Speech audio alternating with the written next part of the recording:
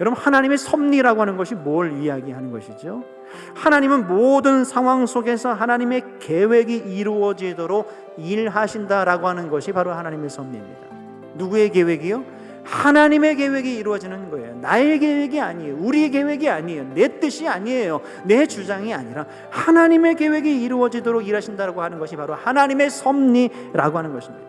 하나님께서는 우리에게도 마찬가지예요. 우리가 처한 그 문제적인 상황과 그 여러 가지 처절한 현실 속에서 우리가 한 단계 더 도약하기를 주님은 원하신다라고 하는 사실이죠.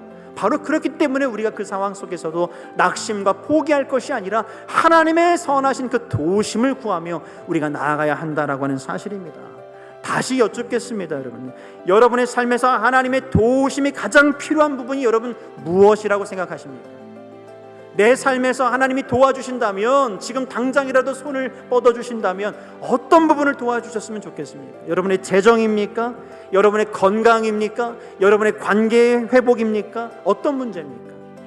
우리의 힘으로 도저히 할 수 없는 그 부분에서 하나님의 도우심을 우린 간구해야 합니다. 그러나 나의 뜻이 아니라 하나님의 뜻, 하나님의 섭리가 나를 통해서 이루어지기를 우리는 간구하며 나아가야 한다는 사실입니다.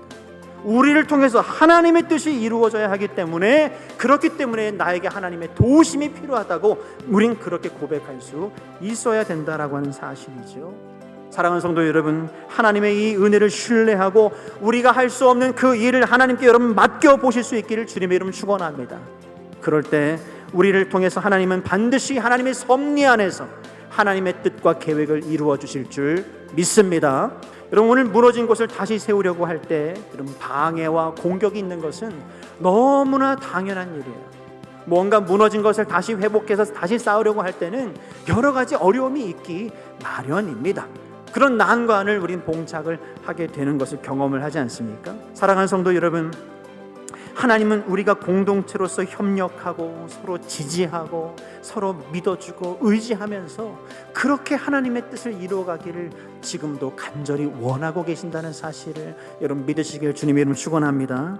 하나님이 이 모든 무너진 것들을 다시 일으켜 세우실 수 있는 분이라고 하는 것도 오늘 말씀을 통해서 우리에게 도전해주고 있음을 여러분 꼭 잊지 마시길 주님의 이름으로 축원합니다.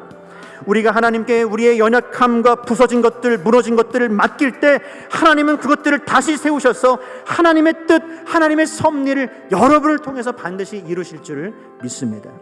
느헤미야가 예루살렘 성벽을 재건했듯이 하나님께서도 여러분의 삶에 무너진 부분들을 다시 재건하여 새로운 시작을 경험하게 하실 줄 믿습니다.